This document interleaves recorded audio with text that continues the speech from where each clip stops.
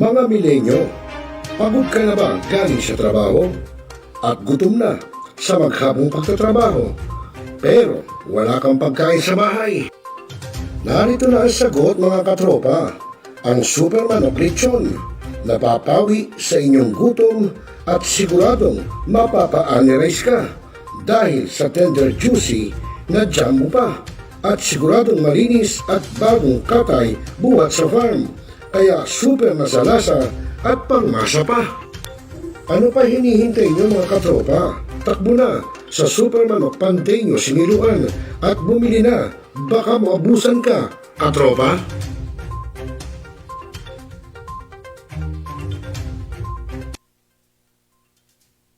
Ngayon, just to continue, Mr. Clyde Teves, the person named in the search warrant, was not around during the implementation of the search. Talakayan. Representative. Opinion.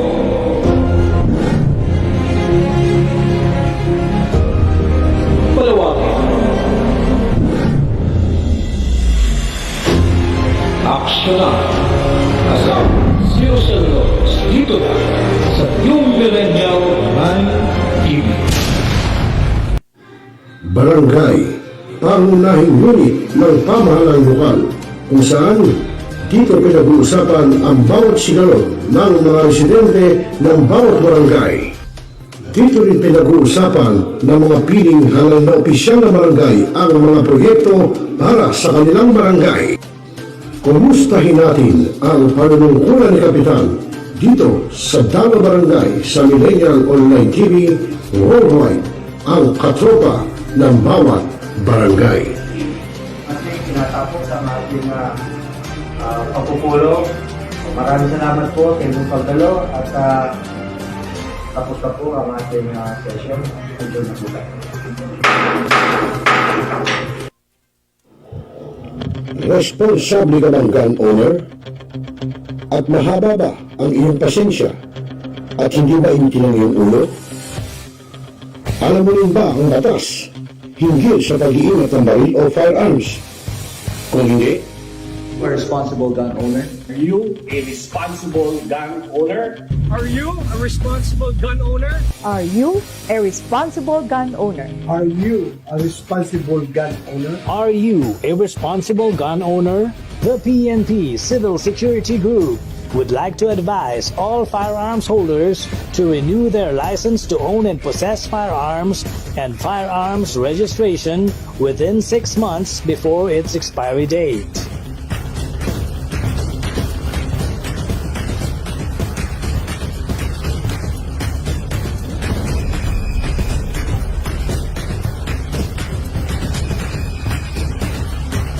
Tumawag na at makipag-ugnayan.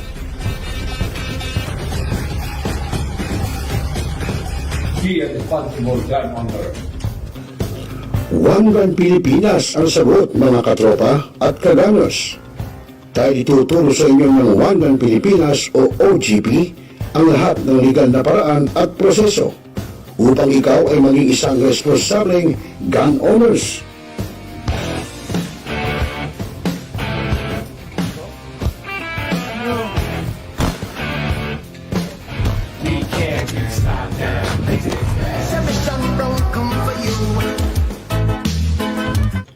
Ano pa hinihintay nyo mga kagamers? Sali na sa One Gun Pilipinas ngayon na! Shout out dyan sa kaibigan natin si Sir Rosel Lopez. Sir Rosel, kumusta ka dyan? Guys, like and follow si Sir Rosel. Siya ho ang ating admin at saka owner-operator ng ating napakagandang online news TV, Millennial Online TV News and Updates. Ito ay nagpo-promote guys ng mga positivity sa buhay, mga updates natin sa mga local news at saka syempre mga promotion tungkol how to live a life better. Okay? Guys, like and follow si Sir Rosel. Sir Rosel, ingat palagi. Bye-bye. Woo! Ayun, magandang gabi sa iyo, Luz Biminda. Magandang gabi, Luzon, Visayas at Mindanao. At welcome po sa programang Tropa Friday Edition.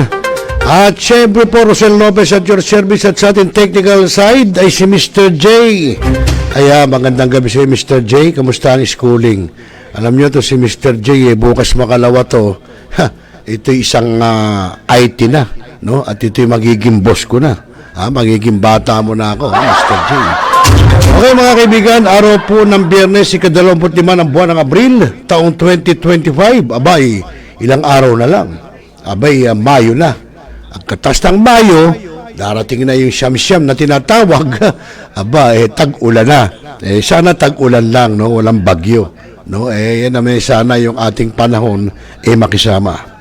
Bueno, mga kaibigan, magandang gabi sa ating mga kabarangay, sa ating mga katropa.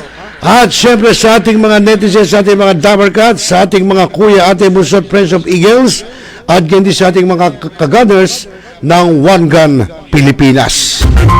At ayun, alam nyo, itong mga nagdaang araw, alam nyo, ngayon pa rin ay Talk at the Town, pinag-uusapan pa rin, ay yung pa rin pagkaka-aresto o pagkakadala, no, ni dating Pangulong Rodrigo Roa Duterte, no, doon sa Netherlands, no. Sino ba talaga salarin? Sino ba talaga nagpupumilit na madala doon kaagad, no? Sabi nga hindi naman doon kinakailangan i-surrender doon, bakit dinala, no? Nakakatwira si Boying Remulla, talagang ginagamit yung pagiging abogado, abogado, no? Wala natin kung saan nahantong po yung mga kaibigan, no? Na talaga namang, ito nga, nag-aaway na, alam ko, magkatampuhan yung magkapatid, si Pangulong Bongbong Marcos at si Senator Amy Marcos. Kay Senador naman Amy, siyempre, kung siya ang komite ng Foreign Relations, tinatakel niya, no? At pinag-uusapan. Maganda nga yan, At least nakikita na ng taong bayan, nakikita na natin lahat kung ano nangyayari sa ating gobyerno. Kung ano nangyayari sa ating mga mambabatas, no? Ano ba status ng Pilipinas? Ganon. Dati wala, Ngayon, at least nalalaman na ng tao. Siguro, minamasama ni Pangulong Bongbong Marcos. Natural lang naman, kapatid, na bakit binibira ni Senator Amy Marcos yung mga gabinete niya. Hindi natural. Sila ang mga involved, kung bakit nadala ng Netherlands si dating Pangulong Rodrigo Roa Duterte. Di ba, Boss Frank Resma? Yung ating Boss Frank Resma, biglang nanood. Ano kayang, na taypan akong panoorin ni Boss Frank Resma. At magandang gabi rin sa ating kagaders na si Kuya Julius Miguel Saludes. Yun, at magandang gabi rin at maraming salamat sa iyo, Tads Daily. Yung nagka-promote sa ating kanina, no? Nasa US po yun. Yung po ang ating One Gun Pilipinas sa US, si Tads Daily. O si Henry Tardenas. Yun, tama ba? Okay, sa mga kaibigan, yun nga, oras natin sa udyat muna, abay, alas 8:31 na ng gabi, Philippine Standard Time. Ngayon, yung pinag-uusapan natin, yung tungkol nga doon sa pagtalakay pa rin ng Senado, no? Diyan po sa pagkakasakay agad ora mismo na minamadali, di umano, ni itong si General Nicolas Torre III, ha? Nitong si Diwata. Diwata. Kamukha kasi ni Diwata, may naglabasan na siya si Diwata Pares. May hawig, ano? Hindi kaya magkapatid yung dalawa? Hindi kaya bulso si Diwata ni General Torres? Ha? Mr. J, palagay mo. Tatanong lang ako. Kasi may lumabas ka sa social media na siya si Diwata Pares, Okay, so yun mga kaibigan, tulad nga sinabi natin sa inyo, hanggang sa mahahantong itong ginagawang pagdinig o pag-hearing ng Senado tungkol pa rin nga dito sa pagkaka-aresto kay dating Pangulong Rodrigo Roa Duterte. No? So, tungayan natin. Alamin natin yung continuation pa rin ng ginagawang pagdinig ng Senado. Dito po na pinangunahan nga ni Senator Amy Marcos at nandun din si Senator Bato de la Rosa, no?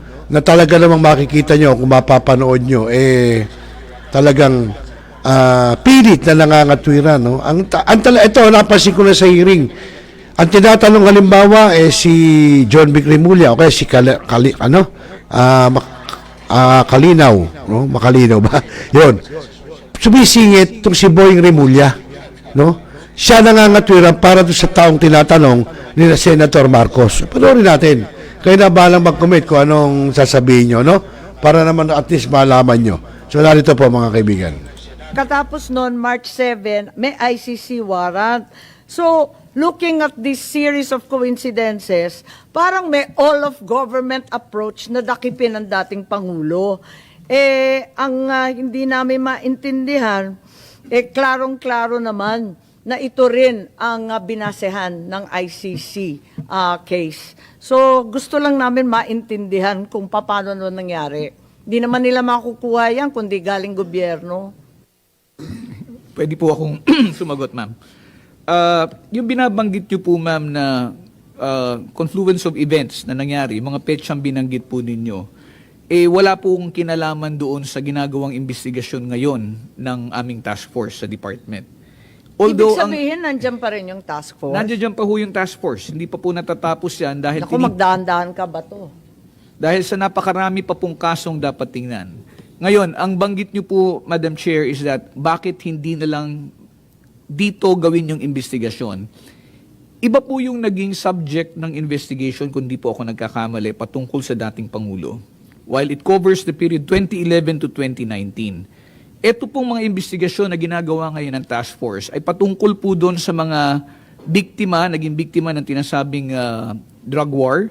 At itong pong mga tao na to ay ngayon pa lamang lumalabas. Sinasabi po natin, meron pong mga dokumento, andyan dyan yung mga ehensya na pwedeng lapitan. Hindi po ganun kadali. Pero maliwanag yung 2016 to 2019 na sinasabi nyo sa ICC, sako pa rin ang task force ninyo. Sako po siya, pero hindi po siya aktual na kaso na subject noong kaso na kinakaharap ngayon ng ating dating Pangulo.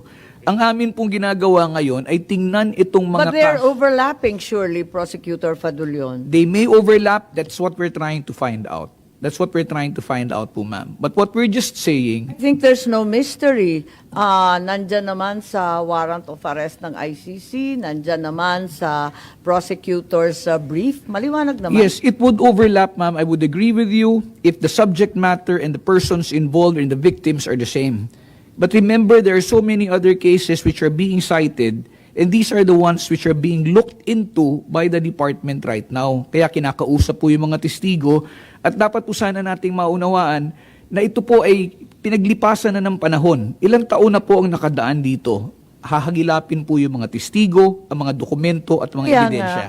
Kaya nga, nung unang hearing, sinabi talaga ni SOJ Remulla na natuklasan lang nila na magkakaroon ng warrant nung March 11. Pero nakikita natin, buwan-buwan na ito. Nag-umpisa pa nung Mayo, aktibong-aktibo na.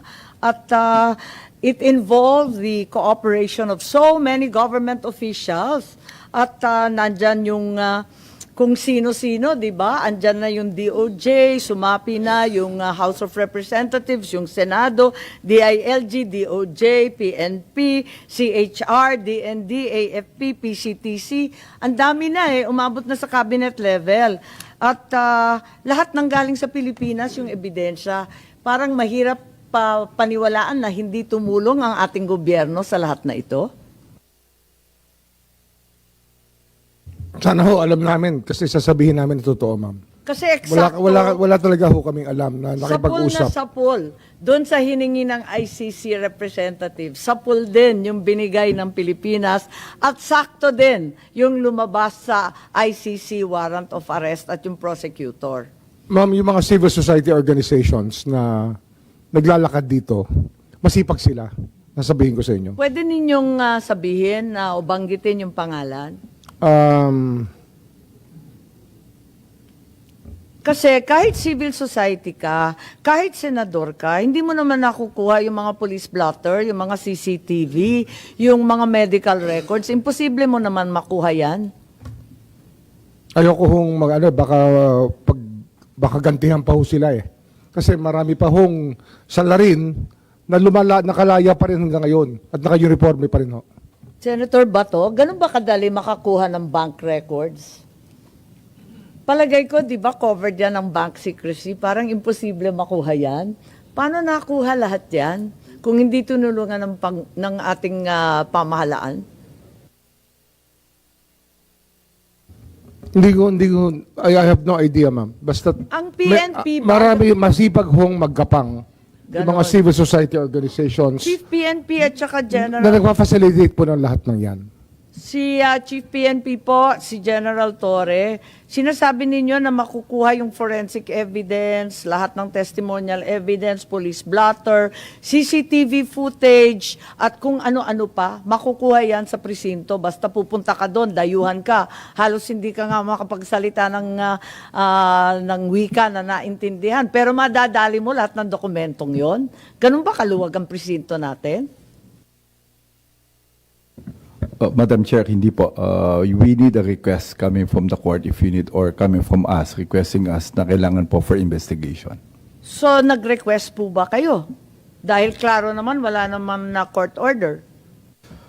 As far as I can remember, wala pong request coming from the ICC na mag-request sa PNP. So, dun sa Station 6, paano nila nakuha lahat yun? Sa Batasan Hills, sa QC. Paano na nadali lahat ng dokumentong yun kung wala namang court order at wala namang kayong utos? Madam Kahit Chair, ano pang sipag ng civil society, hindi nila makukuha yun kasi confidential, di po ba? yes, Madam Chair, but we will investigate regarding this matter, but I have no idea regarding this matter. Wala pa ho yung Quadcom, ma'am, nung nag-i-investigate si Congressman Abante under the Committee on Human Rights ng House. Napanood ko po yung episode na yun eh. Dito, pagkatapos po nun, nag-merge na po sila into Quadcom. Pero doon po sa hearing na yun, ang dami po lumabas talaga. Ang dami hong information na lumabas with regards yung sa mga patayan po na nangyari sa Batasan nung panahon na yun. So, ang sinasabi po Pero, Madam Chair, yes, Senator Bato. hindi naglabasan doon yung mga forensic report, hindi naglabasan doon yung mga ebidensya, yung mga medical legal report, o hindi naglabasan doon. Ito very detailed ng mga bagay-bagay. So, it goes to show, Madam Chair, na kung yung complaint ng mga biktima ng AJK Kuno, na hindi sila makakuha daw ng blatter sa istasyon, ibig sabihin, Pilipino yun ha, complainant mismo. Ibig sabihin, napakagaling nito mga taga-ICC at nakuha nila lahat ng record na ito without cooperation coming from this government, Madam Chair. Kaya nga pinagtatakaan natin kasi nagsusumipag tayo sa Senate, di naman natin madali yung mga ebidensyang yan. Nandito si Secretary Manalo at nais kong itanong kasi nung 28 March, inulit rin ng Malacanang matapos na yung aresto na yung ICC has no jurisdiction in the Philippines. We also agree that the ICC has no jurisdiction and that statement is tantamount to a rejection of ICC's jurisdiction over the country. Kasi hindi na tayo party sa Rome Statute. Tama po? Sa Law of Treaties, di ba? Ganun po? Yes, ma'am. That's how it goes. Tama. Are you familiar with the executive order of U.S. President Donald Trump, which imposes sanctions on the ICC? It was issued on February 6 of this year and effectively freezes all properties and interest in properties found in the U.S. or held by U.S. persons, practically anyone who helps investigate, arrest, detain, or investigate certain persons. Hindi ba ganun yung executive order, yung tungkol sa sanctions sa ICC? Among the protected persons is a citizen of an ally of the U.S. not consented to the jurisdiction of the ICC or not a state party to the Rome Statute. Ayan. So, ang tanong ko, andito rin, makikita natin, may dokumento na ang Pilipinas is identified as a major non-NATO ally. Tama po ba? Matagal na yan, luma na yan, no? Di ba, yung non-NATO ally tayo, hindi naman tayo NATO, pero talagang kaalyado tayo. Tama po ba? It's considered parang ganun, non-NATO ally. So, sakop tayo as a major non-NATO ally although it's alleged that the executive order of President Trump seeks to protect Benjamin Netanyahu in Israel, all non-NATO allies are in fact covered. Tama po ba? Well, ma'am, I don't really know if there's exactly that kind of provision.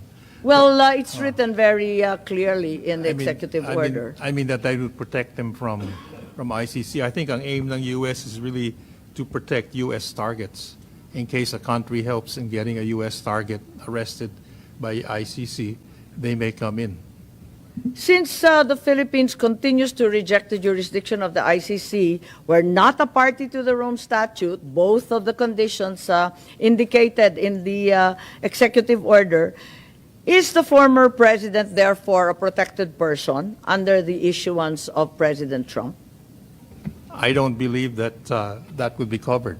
In fact, we haven't Why heard, not? We are a major non-NATO ally. we've not heard anything from the United States on this point. Don't need to be told. We just comply with the law. Well, as I said, we have not heard anything from the U.S. in that. In fact, I think we're not expecting to hear from them. Well, I think they would have come to us. In fact, when we've had talks with them, our talks have been on very different issues, our most recent talks. But I'm not quite sure whether that's exactly... I'm just considering that the wording of Section 8D2 of that issuance says, citizen or lawful resident of an ally of the U.S. has not consented to the ICC jurisdiction or is not a state party to the Rome Statute. A very plain reading will say who is within the coverage. So we've not consented to ICC jurisdiction. We're not a state party. Paulit-ulit po. At ang Pilipinas ay talagang dineklara major non-NATO ally. Di po ba? Well, yung major non-NATO ally has been there for a number of years. But I'll just say first on the Kaya nga, hindi naman nagbabago yan. Matagal na yan. But on the jurisdiction, since we are not a member or no longer a member of the ICC, we've already made very clear we were not under jurisdiction. What happened in the case of President Duterte was that our cooperation was with the Interpol, and that we are a member of the Interpol, and there's nothing in the U.S. statement that says cooperation with Interpol would not be acceptable. So we did not... I'm not making reference to any of that. I haven't mentioned Interpol. It but came we from you, haven't Secretary cooperated with, Manalo. we have not cooperated directly with ICC because they have no jurisdiction over the Philippines, and we have not been But in we're contact. using an ICC warrant. The Interpol has never issued a warrant. President Duterte is not wanted by the Interpol. They were just relaying. Look at the email in the diffusion order. Well, the cooperation, all I can say, ma'am, cooperation is with the Interpol, not with the ICC directly. I think that's not the question, sir. It's unresponsive. Have we consented to the ICC jurisdiction? No, we have not. And that's why we have cooperated with Interpol. That's why I don't believe we fall under that U.S. executive order. And anyway, I believe if there were any issue, it would have certainly been brought to our attention. Yes, Secretary Remulla mentioned in the first hearing international humanitarian law, which confused everyone because it only refers to wartime relief and largely to the Red Cross, and possibly crimes against humanity as part of customary international law. Papayag tayo, pero yung jurisdiction ng ICC, customary na rin. May universal recognition of ICC jurisdiction. Paano nangyari yun? I don't get it, ma'am. You referred to the basis of the Interpol and the ICC warrant. Since we are no longer under the jurisdiction of the ICC, ang sabi po ninyo, yung international humanitarian law, ang Ma'am, it's ini-invoke nyo. the world community. Panggera naman yun. At It's saka the world pag-Red community Cross. that has a regime that recognizes international humanitarian law and gross violation of human rights, ma'am. Pero kahit may international humanitarian law, which is really irrelevant in this case, wala namang digmaan, wala namang hinaharang na Then mga it's a human relief rights factor, workers. ma'am. Pero hindi naman siguro universal recognition of ICC jurisdiction. No, more than Meron bang 100 ganon? more than 100 countries do recognize the jurisdiction. Yes, but even if you're not a member, you fall under them. Akala ko sabi mo hindi. Ano nga ho eh, the country is not, but the individuals are. Kasi ano nga ito eh, parang, in fact, yung mga sinulat po after the arrest of the former president, it changes the complexion of politics. Kasi yung impunity may have a lesser role in the future. Yes, in order for the ICC to exercise jurisdiction over an individual, kasi nga kanina nalilito na si Bato tungkol sa individual at state, the Philippines must still, at the very least, consent to jurisdiction over the individual, tama? Nag-consent ba tayo? Ano ho yan eh, gagawin nila yan whether we like it or not. Okay. At binanggit ni Secretary Manalo, katulad ni Pangulo Bongbong, na yung Interpol ang dahilan. Tanggap naman natin ang Pangulo ay napakalawak ng kanyang diskarte, ang kanyang kapangyarihan para ayusin ang ating foreign policy. But I can't accept that the Philippines was merely complying with commitments to Interpol, which has been alluded to by Secretary Manalo again. Hindi ba dapat sabihin na talaga yung katotohanan ay kahit we were assured that the ICC has no jurisdiction in the Philippines, the Philippine government chose to surrender, chose to cooperate, chose to build the case against President Duterte for the ICC and evade the Again, ma'am, I would go back to Republic Act 9851, which recognizes international tribunals. Yes, pero nahihilo na po ang buong sambayanan. Sabi ng Pangulo, Interpol, sabi rin ni Secretary Manalo, sabi ni And the Interpol, ma'am, I was one of the first persons to say that the Interpol would play a part with whatever problems there would be with the ICC. Ang naalala ko po si E.S. Bersamin din na nagsabi. Before the ES said that, I said it already before. Ay, ma'am. ganun ba? Okay po. So may Interpol. Pagkatapos, maliwanag sa certification ni Prosecutor Fadulion, Rome Statute naman ang kanyang ini-invoke. Pagkatapos, doon sa sinaunang hearing, ang SOJ natin, paulit-ulit na sinasaad na hindi ICC, kundi RA 9851 ang mahiwagang Section 17, Paragraph 2, last phrase. Tapos sabi naman, na iba na naman, naging IHL. Kahit wala namang gera o IHL and 9851 I use in the same light, ma'am. Kasi that's our version of international humanitarian law, which is Republic Act 9851. Naku naman, paano naman naging customary pati jurisdiction at procedure? Hahayaan ko na lang. Pero sabi rin, walang jurisdiction ng ICC, pero may jurisdiction sa individual at sa krimen. Naku, parang panloloko na to, hinihilo na po ninyo kami. Gulong-gulo na ako eh. Ano ho to eh, hindi sana magulo to. Kung nag-withdraw tayo sa ICC, nirepeal din natin ng 9851. Hindi ho natin nirepeal eh. And it's supposed to be a companion bill. Kasi nauna pong i-pass ang Republic Act 1951 bago po tayo nag-accede sa ICC. Which means talaga yung naging basis po ng ating accession sa ICC ay 9851. Pero ang problema ho, nung nag-advise po kay President Duterte na umatras tayo sa ICC, hindi po binigay yung advice na i-repeal din ang 9851. Baka may maidagdag si Attorney Medina, yung constitutionalist natin, si Justice Ascuna. Talaga bang IHL ito? Talagang international humanitarian law, pati jurisdiction, procedure, administrative law, sakop na lahat ng IHL. Parang ang hirap naman tanggapin. Madam Chair, while the... This was in the previous hearing, to be fair po, not today. Yes.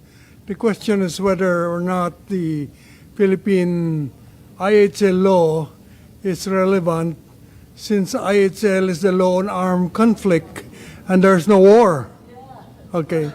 That is true, but then among the crimes covered by IHL is crimes against humanity. And crimes against humanity may be committed during peacetime as well as wartime. Consequently, the Philippine IHL, although generally addressing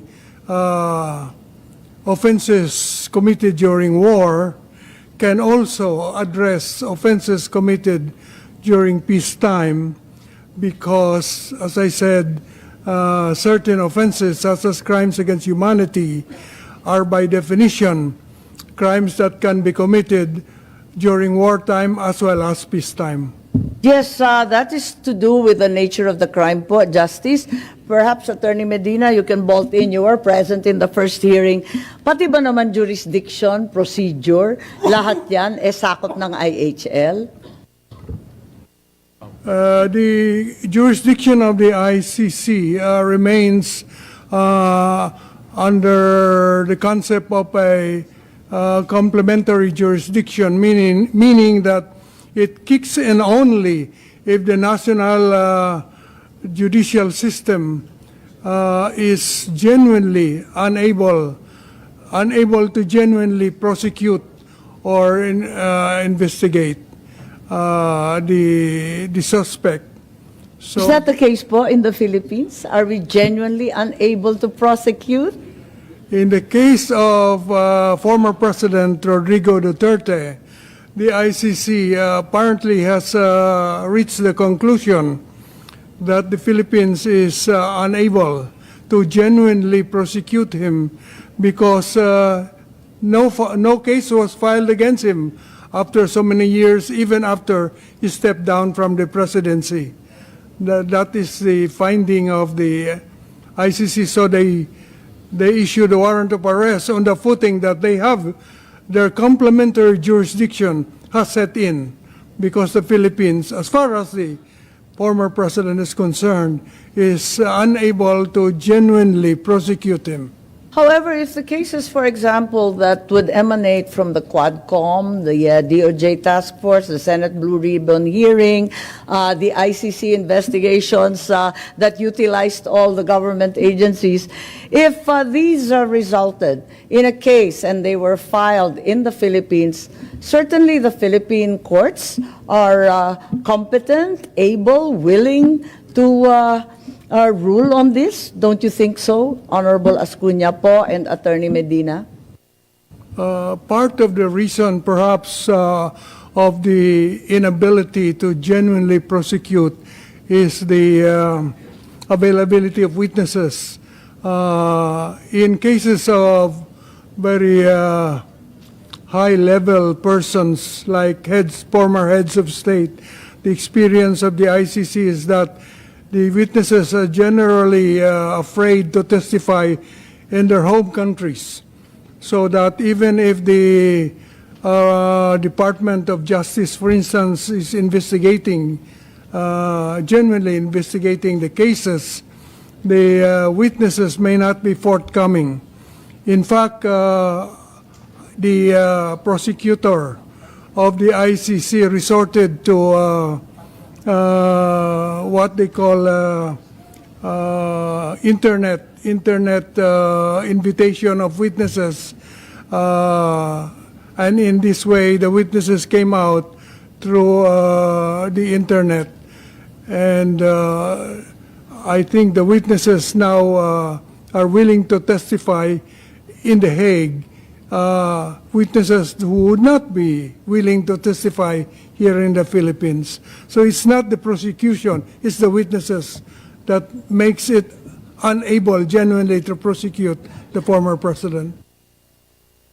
Yes, thank you very much, Justice. Attorney Medina, would you like to add something to our understanding of IHL and procedure, jurisdiction, and such other matters? Thank you, Madam Chair. I think I get the point of our good secretary that the crime of crime against humanity is not just an international law crime. It's actually a crime in the Philippines, punishable in the Philippines.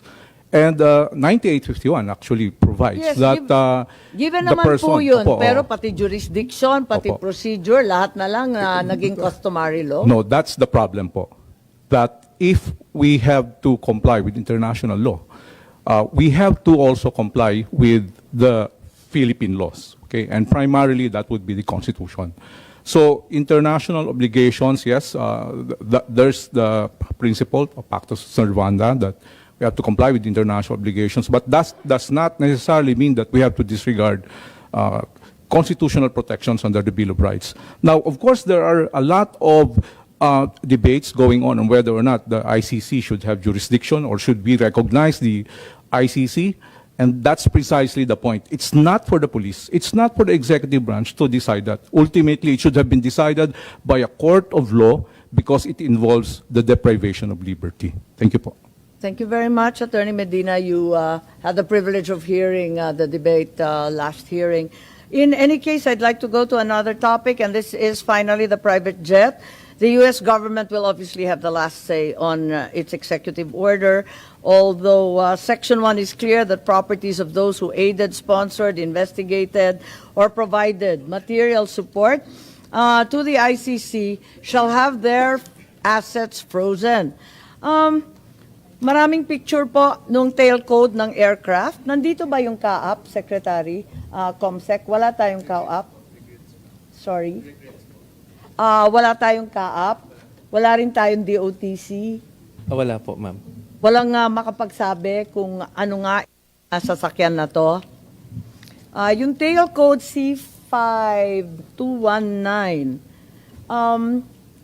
is anyone aware of what company it's registered under?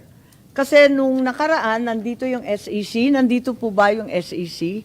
Ayan, Attorney Bernal. Yes, Dati yes, sinabi ma'am. ninyo na ano yun? Alin na ang sino nga ba yung may-ari nito? Yung kumpanya, yung Pearl, Aero Pearl, naku, nakalimutan ko na. You just requested the company documents, ma'am. And we have the... Yung Asian Aero Pearl, Challenger Aero... yung Challenger Aero. Aero, ang sabi na nabago kasi yung website ng Challenger Aero, kaya nalilito kami. Biglang nabago pagkatapos ng hearing. Hinahanap ko wala na doon. Sabi, the company arranged for the flight. We were able to get a screenshot of the article. So, palabas lang yung screenshot ng Challenger. Ayun, no?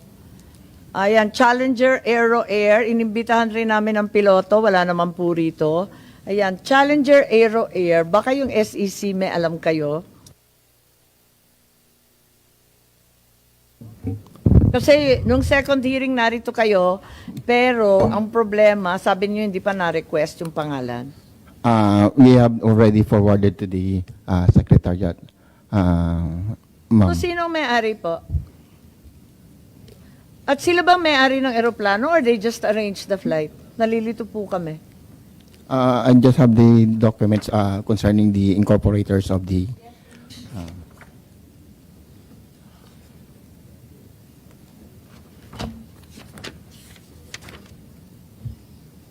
per articles of incorporation, ma'am, the... Siya bang may-ari? We don't have the facts about the airplane or the assets of the corporation, ma'am. Ano yung Asian Pearl Aero? Yung unang hiningi. Yun daw yung registered owner.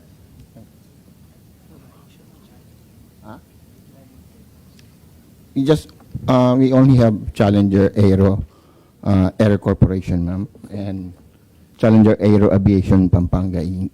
We will verify with our if Yes, I think the first set, the Asian Pearl, was the first company that we asked you to check. Nauna pa yun I will verify with my staff, Your Honor.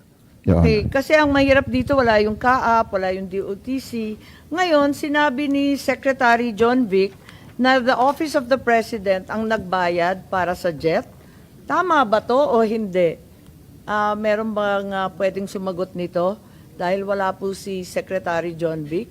At marami sa ating mga kababayan nagtatanong kung group effort ito, chismis rin ba to? Baka sina General Torre, sina Prosecutor Fadulion, nandun kayo sa Villamor.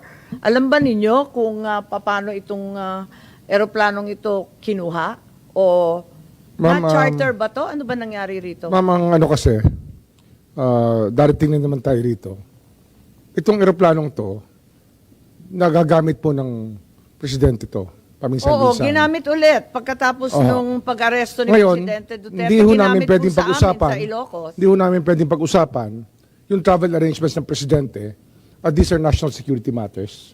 I think that we should respect, I don't think that we should really talk about this because this is, Nakikita po ng tao, ang mahirap ano ho, maging ang travel executive- arrangement po ng presidente in the past, the Mahirap present, maging and the future. executive privilege. Ay, nakabulat-lat sa lahat ng dyaryo. Hindi, pero yun nga, sinasabi ko ho, you cannot expect answers from us pagdating po rito.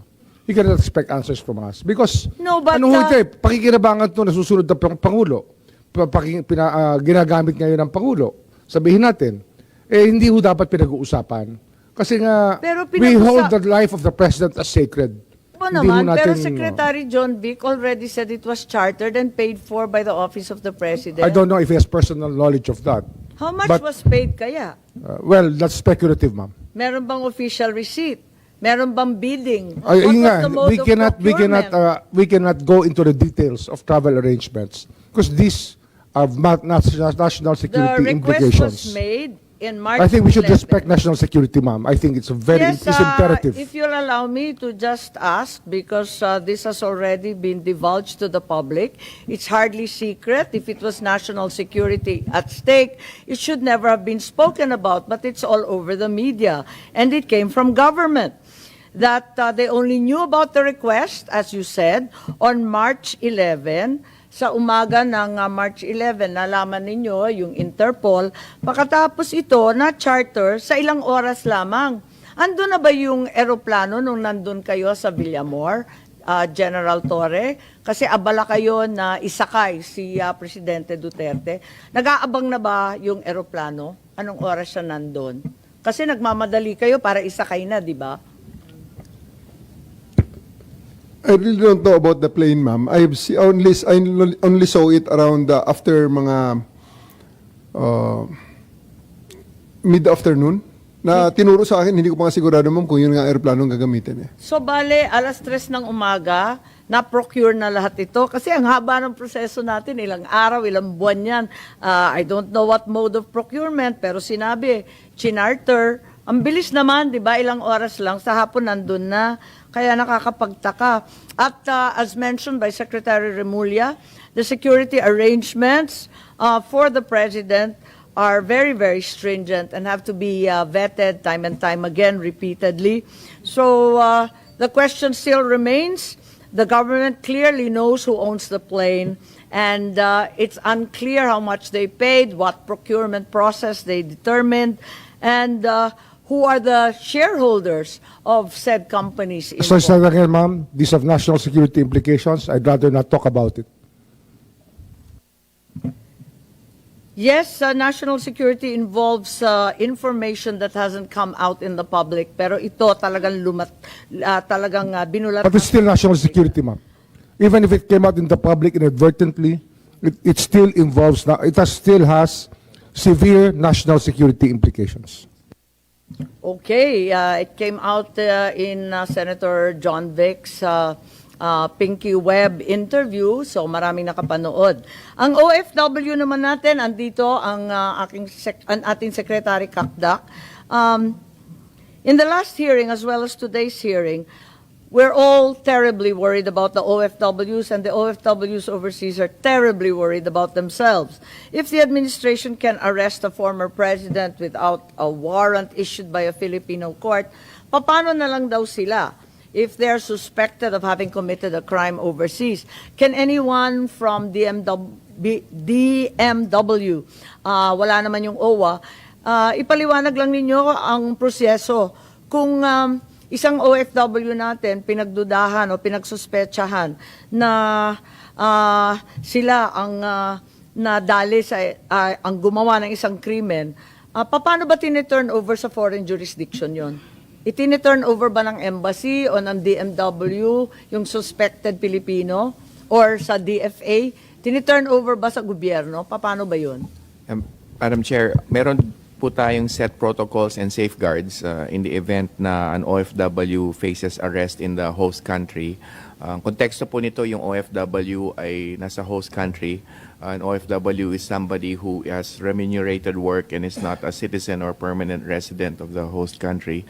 At meron na po tayong mga procedures, ma'am. First and foremost, meron tayong welfare assistance, so mga welfare checks. Kung yung tinatanong worker ko ay- lang, paano tini-turn over kung naakusahan ng krimen, suspected, tapos tini-turn over sa foreign jurisdiction? Paano nangyayari yun? Ma'am, yung mechanisms po ng host country will come into play. The host Depende sa bansa. Yusek De Vega seems to be raising his Sige hand po. po.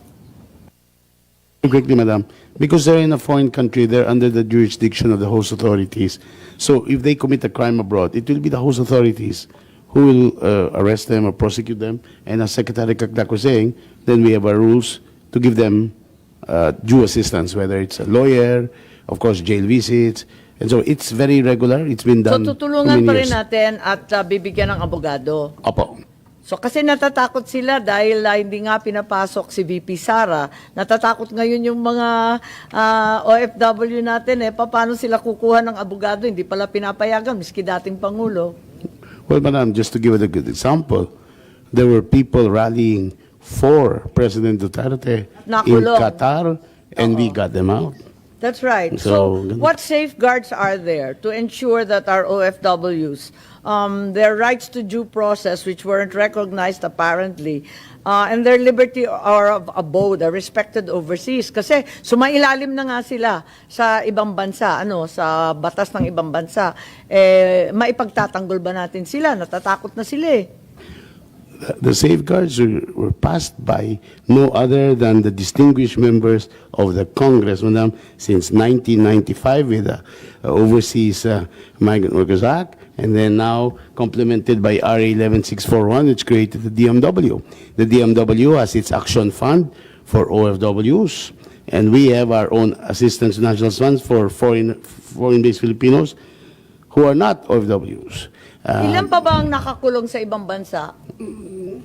Ma'am, by our count, and our lawyers are handling these cases, around 1,198 by our count, and these are active cases handled by our lawyers. Yes, at pinipilit ko nga ako personally na yung service of sentence gawin reciprocal na dito na lang sa Pilipinas.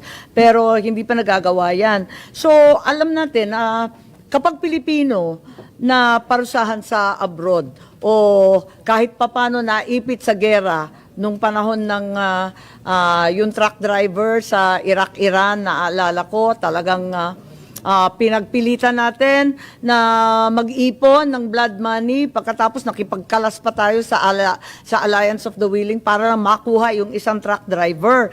So talaga lahat ng effort, kahit na-convict na, kahit kriminal na nga ang tukoy, pinipilit pa rin natin iuwi. Kaya ngayon, natatakot sila, yung dating Pangulo na matanda at may sakit, bakit tinangay sa ibang bansa? Takot na sila. Anong masasabi natin?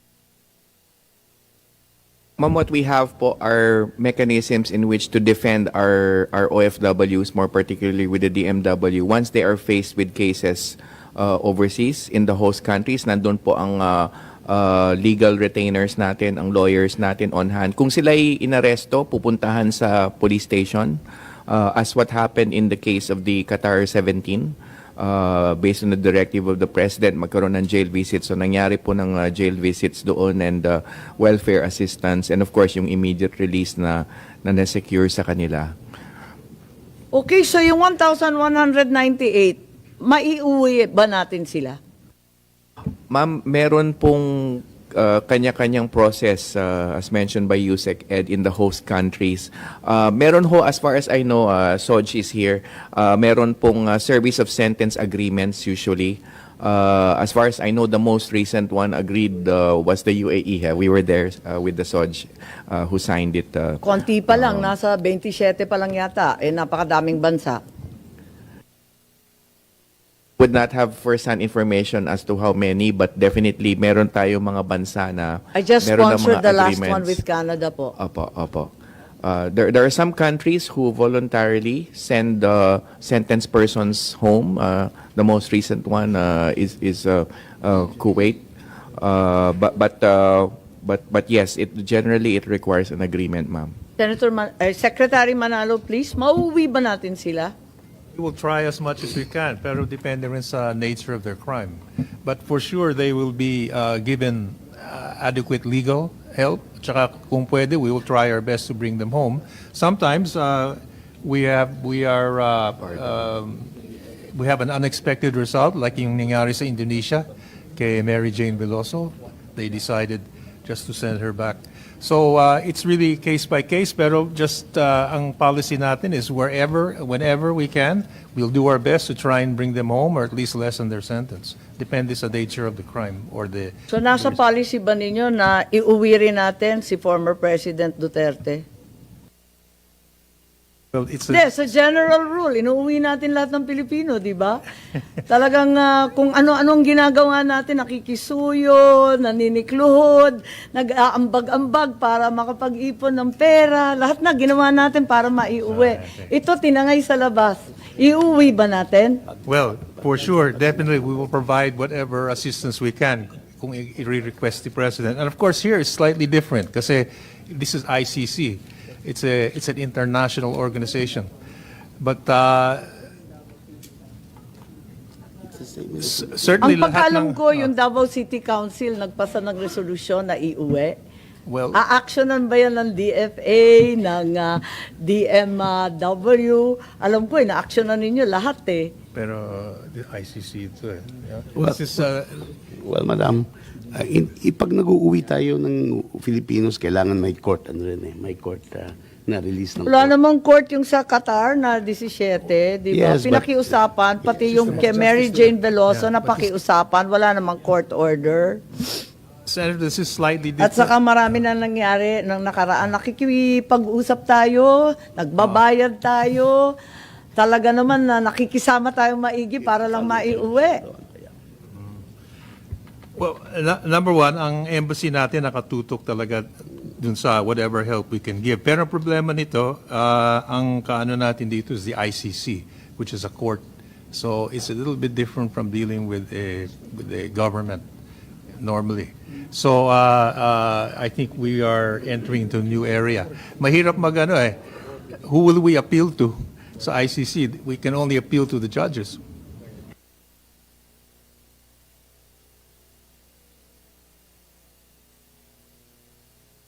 Another problem we also have is hindi na tayo member ng ICC. So technically, we do not deal with the ICC directly. And they will not recognize our government also. Ang hirap nga dyan, sir, is that you are not dealing with the ICC directly, but you are dealing with the Interpol with the same subject, yung warrant pa rin na galing sa ICC. So, Bakit hindi gano'n? ba pwedeng- Yung hindi- warrant kikilalanin, Hindi ba pero pwede- yung pagligtas hindi. Hindi ba pwedeng pabagsabihan ang Interpol sorry, hindi na namin na-recognize yung jurisdiction ng ICC. So hindi namin yan pwede ma-effect yung warrant ng ICC dito sa aming jurisdiction.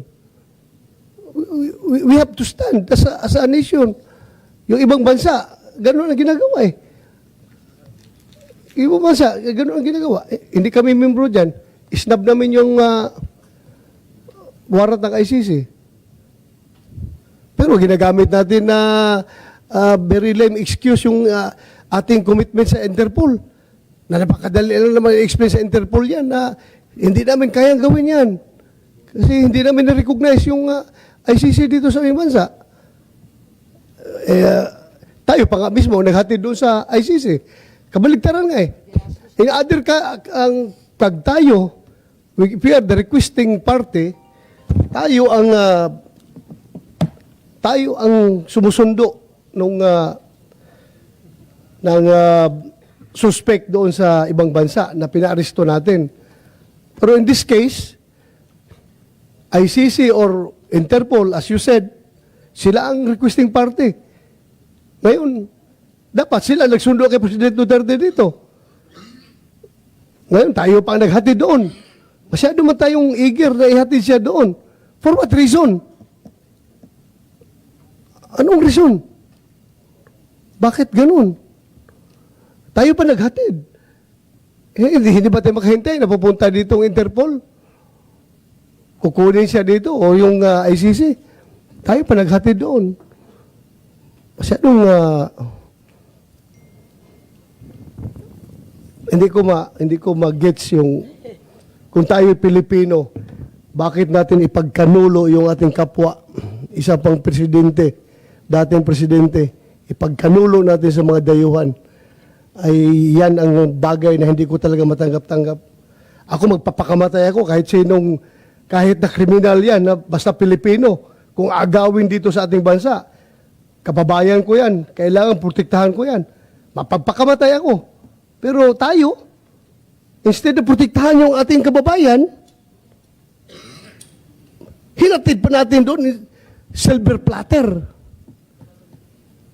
Napakasakit po isipin na, Madam Chair, para tayong hindi mga Pilipino nito.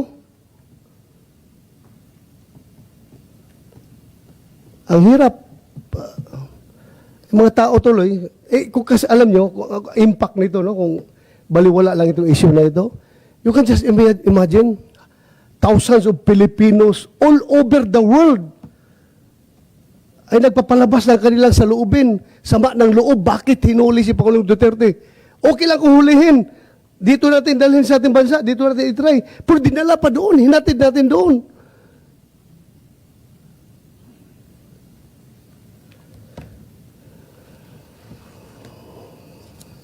Anyway, there are underlying reasons why this happened.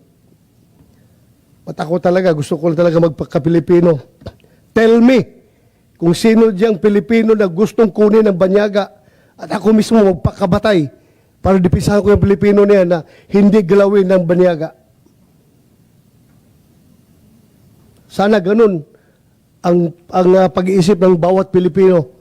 We have to protect our own. We have to protect our race. Hindi yung ating ipagkanulo doon sa mga banyaga. Thank you, Madam Chair. Maraming salamat. Yan din ang damdamin nating lahat. At nagpapasalamat ako kay Senator Bato sa lahat ng dumayo dito sa ating hearing. Thank you very much for attending. Kahit hindi kayo sumipot nung nakaraang hearing, narito naman kayo ngayon. Siyempre, nagkukulang pa. Kulang-kulang pa rin ang dumayo. At inaasahan ko na magtutulungan tayo para matuklasan ang katotohanan at hindi na maulit ang paglalabag sa ating saligang batas at sa ating mga iba't ibang batas, pati na rin ang ating mga tratado. Maraming salamat, and with that, this hearing is hereby suspended.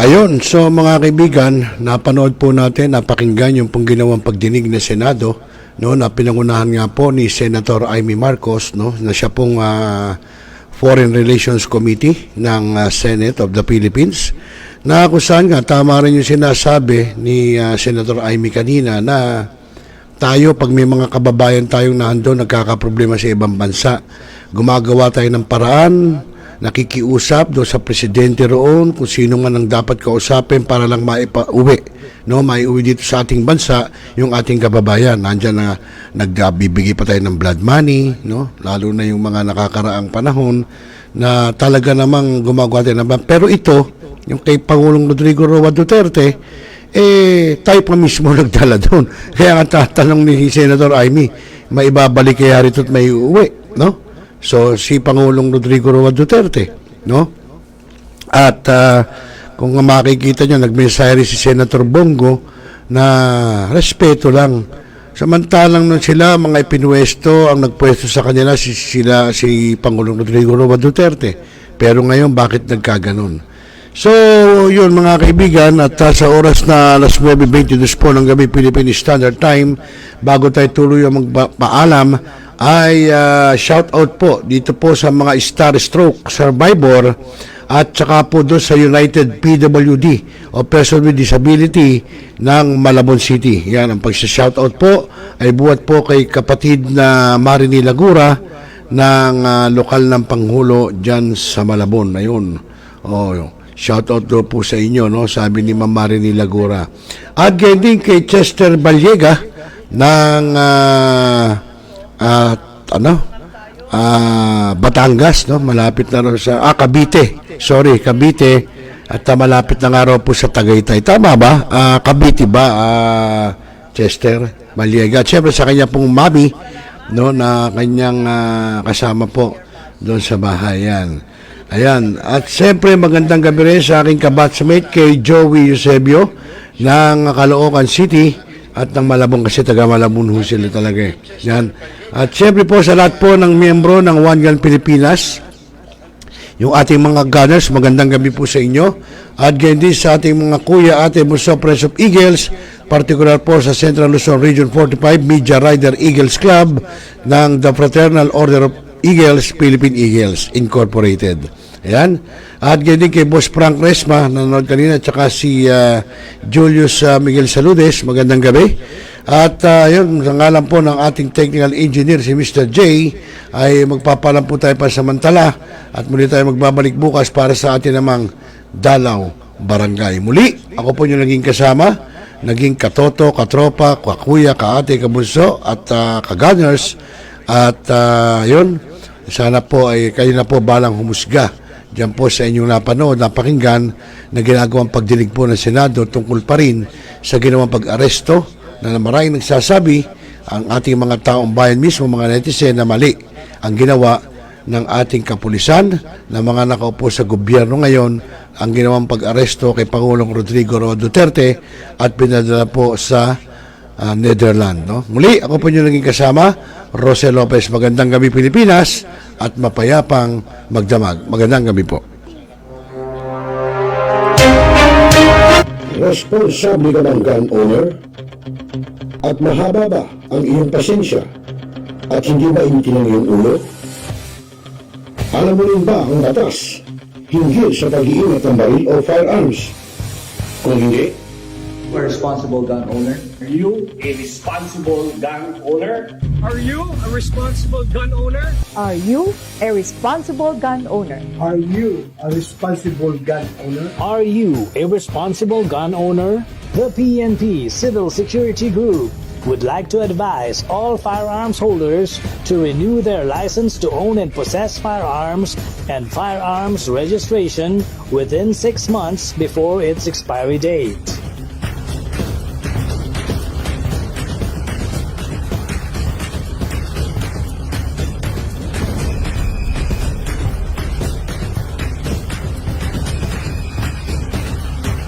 Tumawag na at makipag-ugnayan. Be a responsible gun owner. One Gun Pilipinas ang sagot, mga katropa at kaganos. Tayo ituturo sa inyo ng One Gun Pilipinas o OGP ang lahat ng legal na paraan at proseso upang ikaw ay maging isang responsableng gun owners.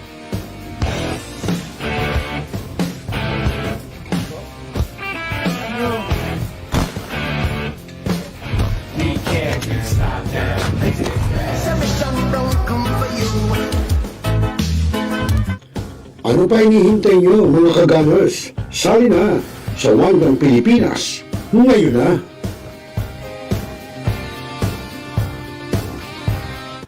Nagbabasa ka pa ba ng dyaryo? O nakikinig ka pa ba ng radyo? Kung ngayon, lahat yan ay mapapakinggan nyo na sa inyong mga cellphone. Dahil online na tayo, mga kamilenyo. Kaya manood, makinig dito sa Millennial Online TV. Rider, sumalpok sa Kaya poste ng i-follow, like, subscribe, At ishare na, mga katropa. Hanap mo ba ay Unwind Ventures? Tara nang mamangha sa mga tanawin.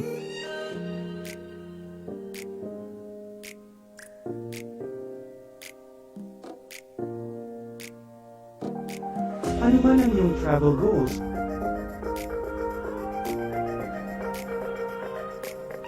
Dadalhin namin kayo.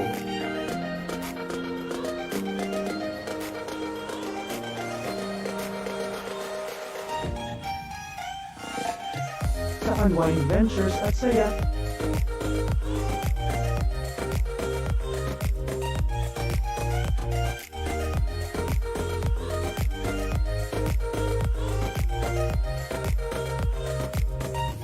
Dito lang sa Wow Biyahe.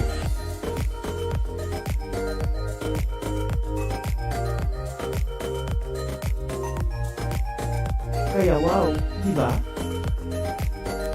Abangan dito lang sa Millennial Online TV. Now,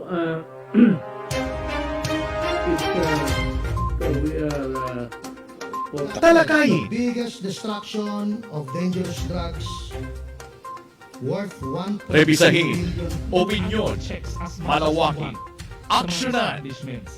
Kasama si Rosel Lopez, ang inyong katropa sa pagbabalita. Dito lang sa Millennial Online TV.